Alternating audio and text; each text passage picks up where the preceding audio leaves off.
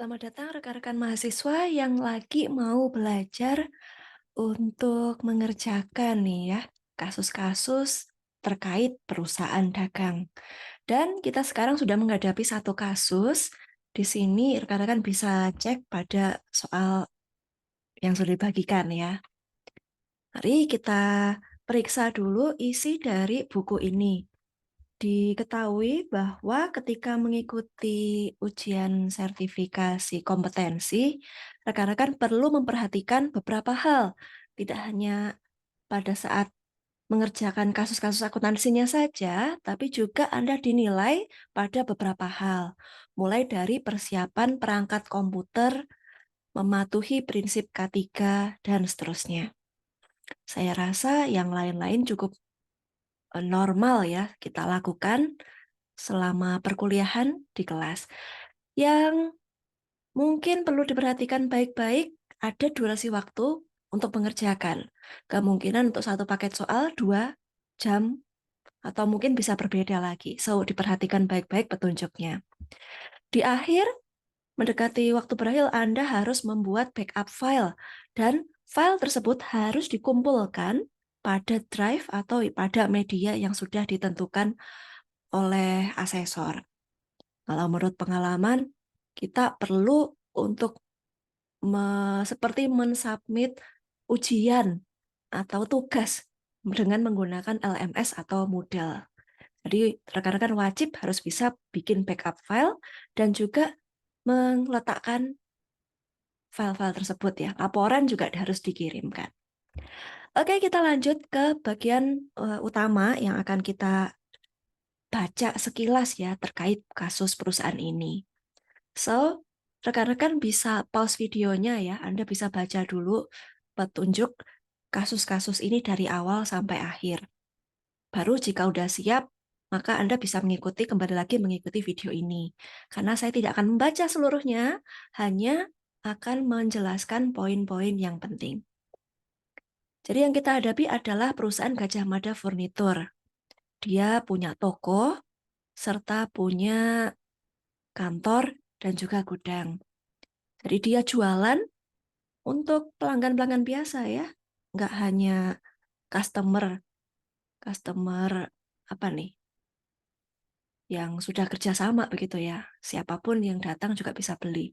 That's why ada pelanggan yang tidak diketahui namanya. Mungkin dicatat dengan penjualan tunai atau pengunjung toko begitu. Kemudian perusahaan ini sampai pada bulan April masih menggunakan manual. Dan berikutnya pada bulan Mei, saat ini kita di bulan Mei akan mencatat dengan aplikasi komputer. Di aplikasi ini juga menyesuaikan miliknya rekan-rekan ya. Kebetulan saat ini saya menggunakan ABSS versi 25.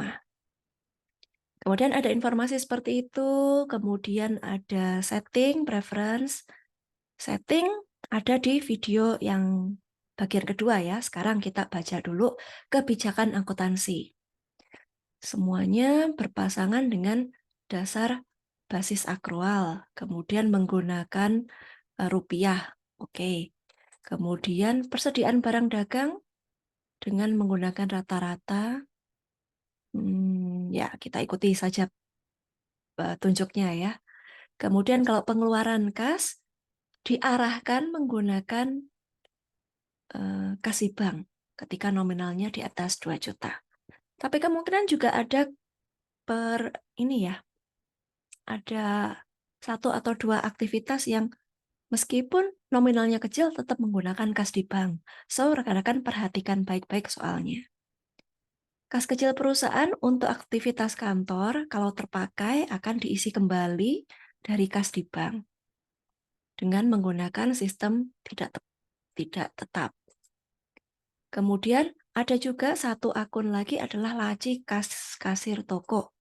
Jadi di toko juga ada brankasnya sendiri begitu ya.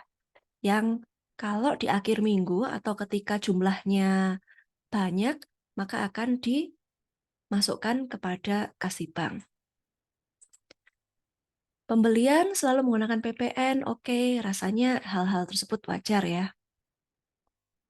Oke, yang menarik mungkin di sini penggajian untuk gaji dan upah karyawan dibebankan tanggal 15 tiap bulannya.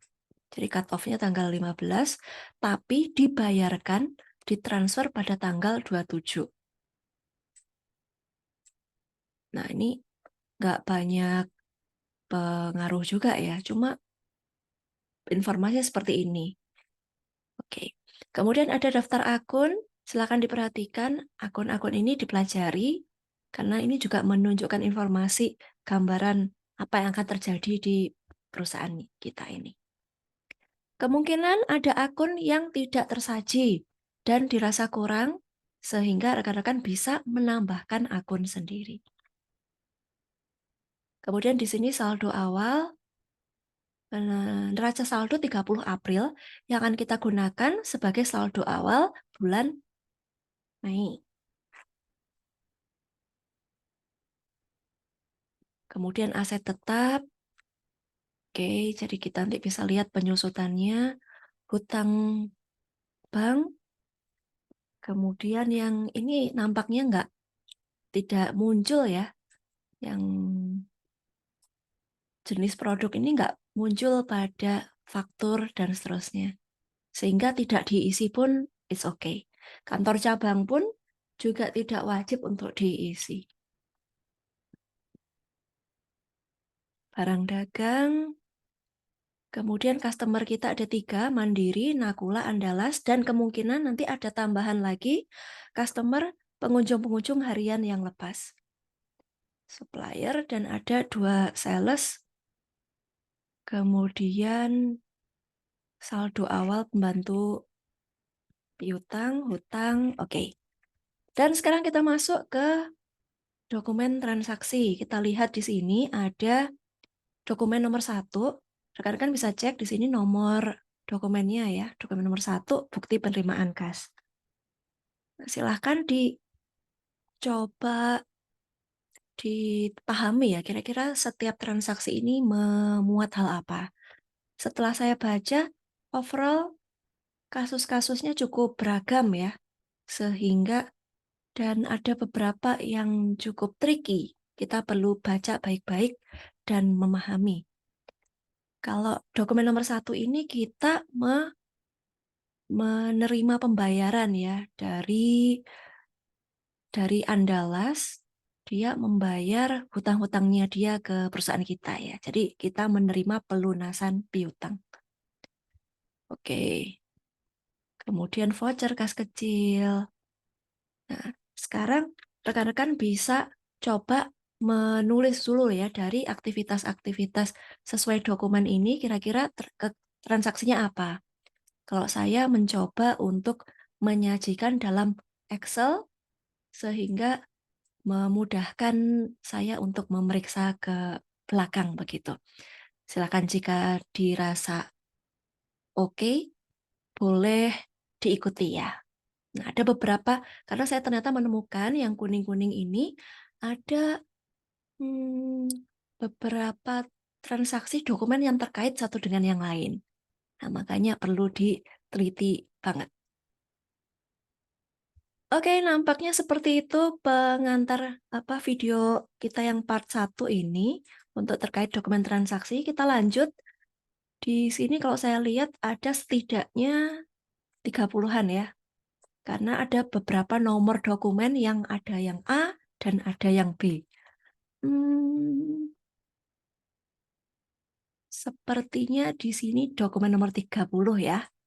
Kesalahan soal di tempat saya. Oke.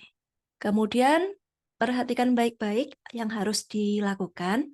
Ketika memulai bekerja, pastikan bahwa perangkat Anda sudah siap, yaitu jika komputer Anda yang digunakan untuk ujian nggak ada baterainya ya, laptopnya nggak ada baterainya, dan wajib harus colok listrik, berarti ya harus dipersiapkan gitu. Dan jaga-jaga juga kalau misalnya mati lampu, bagaimana solusinya. Kemudian perangkat keras dan lunak. Pastikan komputernya sendiri semua siap, toolsnya, keyboard, dan lain-lain. dan perangkat lunaknya yaitu program yang digunakan. Kalau Anda menggunakan APSS, pastikan bahwa dia bisa dibuka begitu. Ketika error, ya segera siapin untuk install ulang. Kemudian perhatikan dan praktikkan sifat K3 yang baik saat bekerja. Kalau saya sarankan, jangan meletakkan gelas air di dekat benda-benda elektronik karena berbahaya ya. Kemudian perhatikan juga seluruh petunjuk karena data tersaji itu pasti ada maknanya, pasti ada manfaatnya. Jadi harus diperhatikan baik-baik gitu. Serta durasi waktu pengerjaan perlu diperhatikan. Rekan-rekan nggak perlu, jika ada hal yang cukup sulit, ya dikerjakan aja langsung dan nggak perlu terlalu perfeksionis mungkin ya. Fokus pada menyelesaikan sampai akhir. Kalaupun ada transaksi yang belum terinput, buatlah laporan dan backup. Itu sih eh, saran saya ya.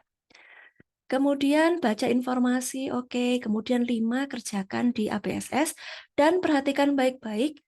Kadang kalau kita ujian, ada informasi bahwa kita harus membuat company file, nama perusahaan itu dengan sesuai dengan petunjuk yang diberikan. Jadi saya pernah disuruh menuliskan nama saya, kemudian dash, nama perusahaan. Kemudian juga diberikan nomor ujian. So, karena bagian company file name itu kan nggak bisa diedit ya. Jadi rekan-rekan harus benar sejak awal. Kemudian ketika ujian ini, semua file dibuka dalam komputer, tidak boleh diunduh, tidak boleh di-print. Jadi harus menggunakan split layar begitu ya. Oke. Lanjut ke petunjuk berikutnya, ketika pencatatan transaksi pada aplikasi, perlu dibaca dulu dokumennya.